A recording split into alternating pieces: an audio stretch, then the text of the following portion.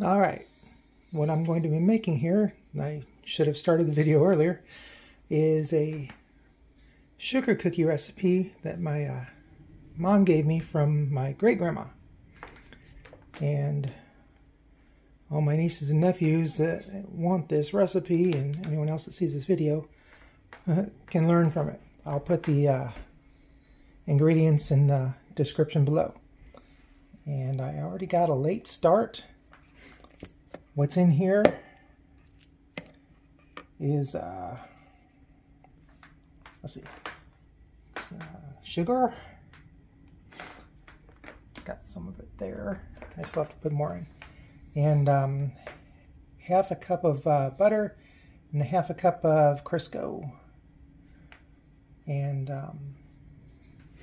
this is going to be clipped because I only have the one camera and I don't have any sort of stabilization or anything or any other camera to work with. So yeah, mix, add a bit, mix, and I'll see you in a second. Alright, we are back. Got all the sugar in there mixed up with the butter and Crisco.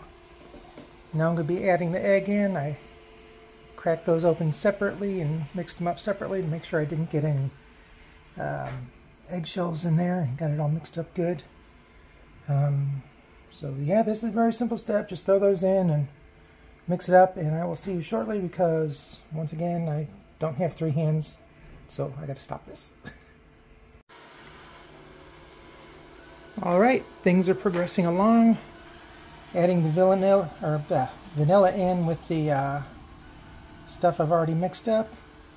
Got the flour and the baking powder, not baking soda.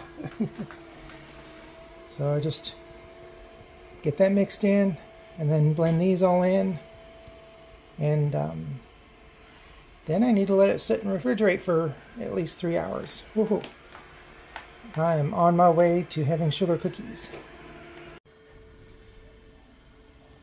Okay, my hand is about as red as that bowl because I did mix all this up by hand. If you do have access to an electronic device to mix this all up, I would highly recommend it. But now this goes into the refrigerator for at least 3 hours. Maybe tomorrow, depending on when I'm ready to roll it out. And this video will pick back up then.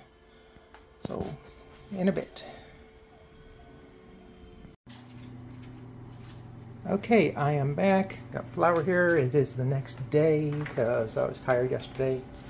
And the dough is more than ready. Got the cutters out, the rollering pin out, and the flour out. And I'm going to cut this in half and just roll out half at a time because working space. So I shall be back for another clip in a second or two. Your second. Alright. As you can see, I'm cutting it into sections to make it easier for me to roll out. And I got this rolled out to about 1/4 inch.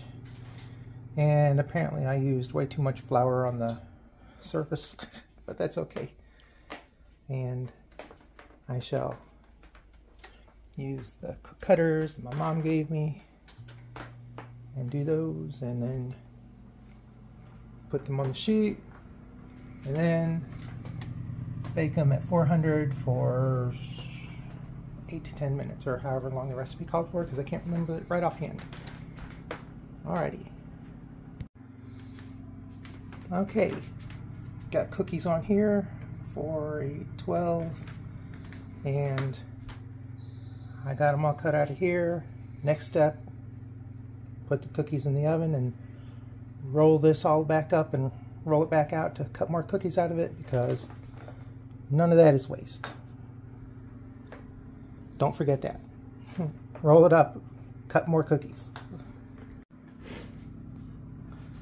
Alright, got the first batch of sugar cookies done, and They need a little less time than this particular oven because they're lightly toasted on the edges. Yeah, just not too bad. They're cooling off there. Got the next rack ready. Got those in the oven. Got more rolling out, and rinse and repeat. Well, don't literally rinse. All right, there are 2 dozen cookies. There's a third one cooling off. A 4th dozen cooking, and 6 more here waiting to cook.